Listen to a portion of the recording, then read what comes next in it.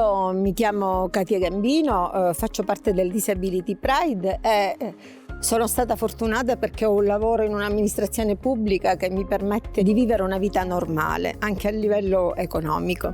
Ma la sfida più grande comunque che ciascuno di noi, persona disabile, deve affrontare nella vita è quella di condurre una vita normale, perché è proprio la normalità che nel nostro caso sembra diventare eccezionalità, invece no. Un'altra cosa che penso è che il datore di lavoro deve affrontare la sfida più grande, perché assumere una persona con disabilità significa predisporre un luogo di lavoro adatto, adeguato alla persona che vuole assumere, al tipo di disabilità che la persona ha, e quindi è un atto coraggioso nella società in cui viviamo, però io ci credo che si possa arrivare a questo livello di consapevolezza degli imprenditori, di chi ha un'attività economica, e quindi sì, credo che sia possibile superare questa sfida, e anche vincerla.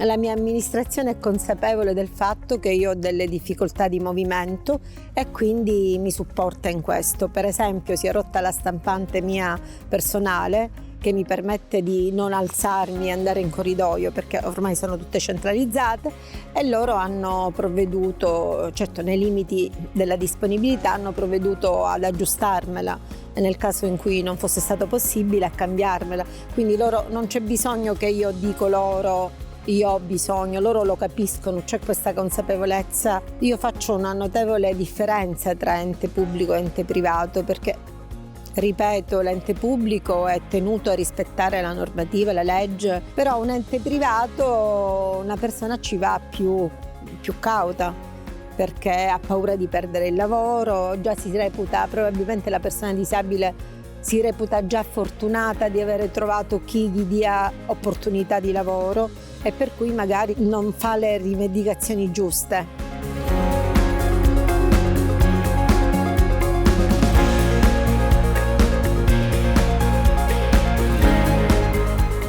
Io mi sento di consigliare, per le persone che comunque hanno una disabilità grave, mi sento di consigliare il lavoro smart working da casa, perché se le gambe o le braccia non ci supportano, sicuramente abbiamo un'intelligenza pari agli altri, quindi la disabilità non colpisce la testa, non colpisce il cervello, e quindi sfruttare le opportunità di queste persone, soprattutto se sono persone meritevoli, mi sembrerebbe giusto, equo e non discriminante. Siamo sempre stati trattati come persone che danno più problemi degli altri, ma noi in realtà i problemi più degli altri li abbiamo. Noi ci sentiamo disabili nel momento in cui non possiamo svolgere le normali azioni degli altri, perché gli spazi non ce lo permettono, perché non sono accessibili, per cui diventiamo un peso per gli altri. Se noi avessimo l'opportunità di vivere in una città accessibile, diventeremmo autonomi, capaci di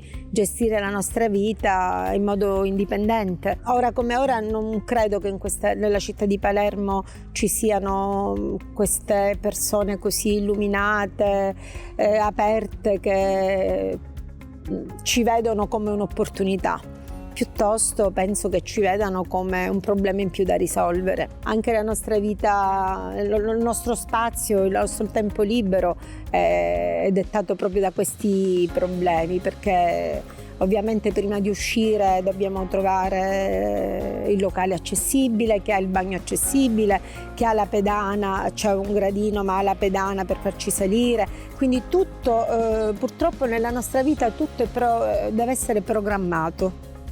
Deve essere preparato prima, e questo comporta una grande fatica, un lavoro in più che se vivessimo in una città per tutti non ci sarebbe, perché noi dobbiamo decidere prima in quale locale andare, se quella pizzeria ci può accogliere, quindi un lavoro preparatorio che di solito faccio io col gruppo con cui usciamo, perché perché ormai conosco questa realtà e so che non è così facile. Non capisco neanche cosa significa il termine accessibile, perché ci capita di andare dopo che una telefonata preventiva, però che ne so, il bagno per esempio, c'è il bagno accessibile, ma prima devi superare 2 gradini e poi se ne escono con la frase non si preoccupi, l'aiutiamo noi.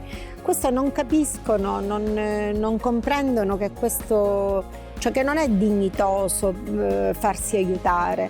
Cioè voglio dire, sia ben chiaro, io non sono una persona superba, orgogliosa che non chiedo aiuto, no. Se mi serve lo chiedo, se non mi serve non lo chiedo, ma non vedo il motivo per cui io non possa andare in un locale, in una pizzeria, in un ristorante senza per forza essere aiutata dagli altri. Perché non ci posso andare in modo indipendente? Perché non posso decidere all'ultimo momento vado qui anziché in quella? Perché vado qui, in quella, cosa mi aspetta quella? Com'è quella?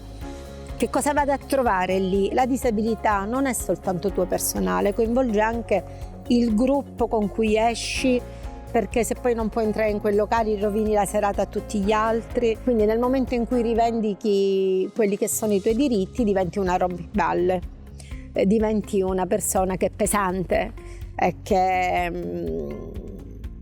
appunto che non ha quella leggerezza che probabilmente una persona che non vive questa situazione non capisce.